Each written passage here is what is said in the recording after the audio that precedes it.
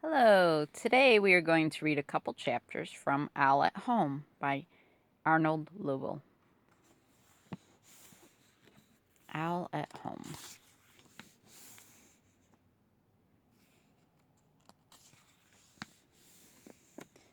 The Guest.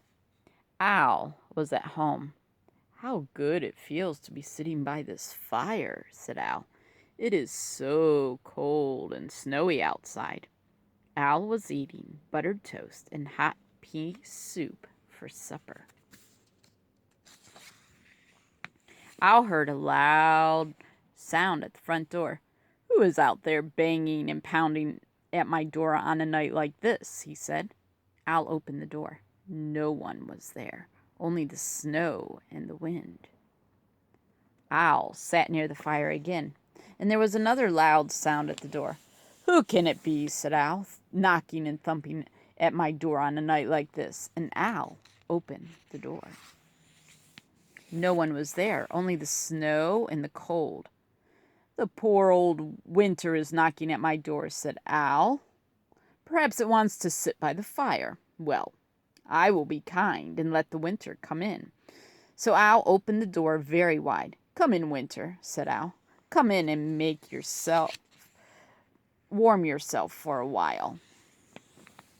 Winter came into the house. It came in very fast. A cold wind pushed Owl against the wall. Winter ran around the room. It blew out the fire in the fireplace. The snow whirled up the stairs and whooshed down the hall. "Winter," cried Owl, "you are my guest. This is no way to behave." But Winter did not listen. It made the window shades flap and shiver, and it turned the pea soup into hard green ice. Ugh. Winter went into all the rooms of Owl's house. Soon everything was covered with snow. "You must go!" Winter shouted Owl. "Go away right now!" The wind blew around and around. Then Winter rushed out and slammed the front door. "Goodbye," called Owl, "and do not come back." Owl made a new fire in the fireplace, and the room became warm again. The snow melted away. The hard green ice turned back into soft pea soup, and Owl sat down in his chair and quietly finished his supper. Strange bumps. Owl was in bed. "It is time to blow out the candle and go to sleep," he said with a yawn. Then Owl saw two bumps under his blanket at the bottom of his bed. "What can those two strange bumps be?" asked Owl. Owl lifted up the blanket and he looked down into the bed. All he could see was darkness. Owl tried to sleep, but he could not. "What if those two strange bumps grow bigger and bigger while I am asleep?" asked Owl. "That would not be pleasant." Owl moved his right foot up and down. The bump on the right moved up and down. "One of those bumps is moving," said Owl. Owl moved his left foot up and down. The bump on the left moved up and down. "The other bump is moving," cried Owl. Owl pulled all the covers off his bed and the bumps were gone. All Owl could see at the bottom of the bed were his own 2 feet. "But now I'm cold," said Owl. "I will cover myself with blankets again." And as soon as he did, he saw the same 2 bumps. "Those bumps are back!" shouted Owl. "Bumps, bumps, bumps! I shall never sleep tonight." Owl jumped up and down on top of his bed. "Where are you? What are you?" he cried, and with a crash and a bang, the bed came falling down. Owl ran down the stairs. He sat in his chair near the fire. "I will let those 2 strange bumps sit on my bed all by themselves," said Owl. "Let them grow as big as they wish. I will sleep here where I am safe." And that is what he did.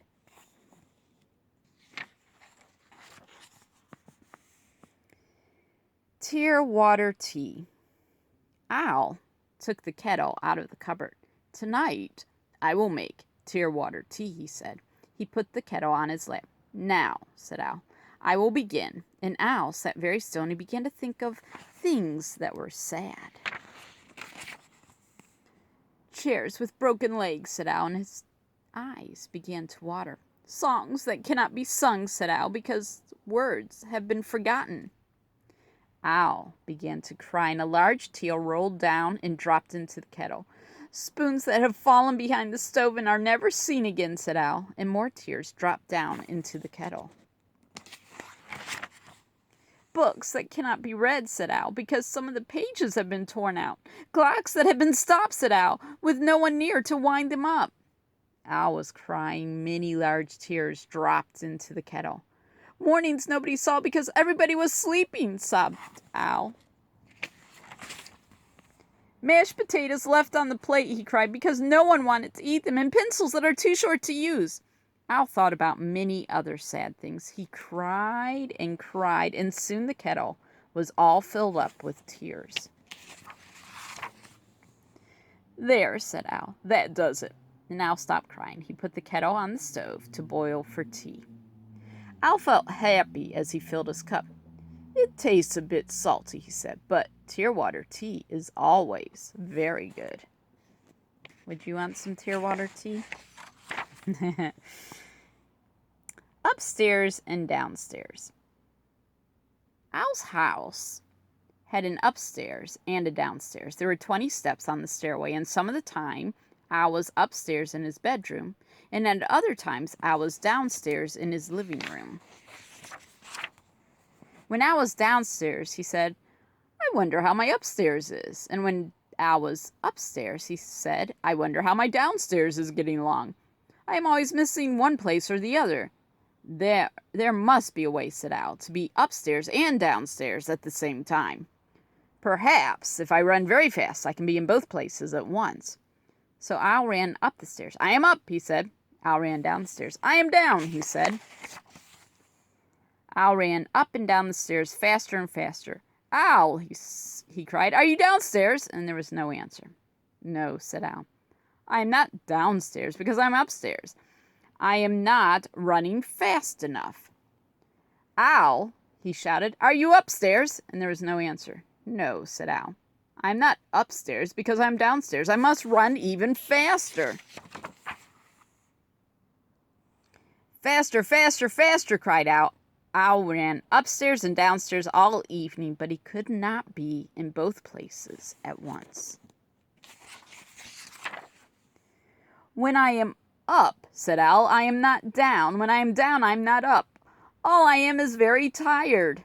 And Owl sat down to rest. He sat on the 10th step because it was a place that was right in the middle. Owl and the Moon. One night, Owl went down to the seashore. He sat on a large rock and looked out at the waves. Everything was dark. Then a small tip of the moon came up over the edge of the sea. Owl watched the moon. It climbed higher and higher into the sky, and soon the whole round moon was shining. Owl sat on the rock and looked up at the moon for a long time.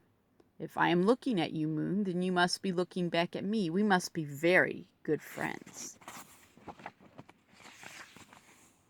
The moon did not answer, but Owl said, I will come back and see you again, moon, but now I must go home. And Owl walked down the path, and he looked up at the sky, and the moon was still there. It was following him.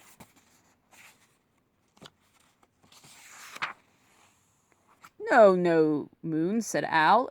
It is kind of you to light my way, but you must stay up over the sea where you look so fine. And Owl walked on a little farther, and he looked up at the sky again, and there was the moon coming right along with him. Dear moon, said Owl, you really must not come home with me. My house is too small. You would not fit through the door, and I have nothing to give you for supper. Owl kept on walking, and the moon sailed after him over the top of the trees. Moon, said Owl, I think that you do not hear me. And Owl climbed to the top of a hill, and he shouted as loudly as he could, Goodbye, moon! The moon went behind some clouds. Owl looked and looked. The moon was gone. "It is always a little sad to say goodbye to a friend," said Al. Al came home. He put on his pajamas and went to bed. The room was very dark. Al was still feeling sad. All at once, Al's bedroom was filled with silver light. Al looked out of the window. The moon was coming from behind the clouds. "Moon, you have followed me all the way home. What a good round friend you are," said Al. Then Al put his head on the pillow and closed his eyes, and the moon was shining down through the window. Al did not feel sad at all. The end. So we got to read all the stories. Thank you for joining me. That was fun.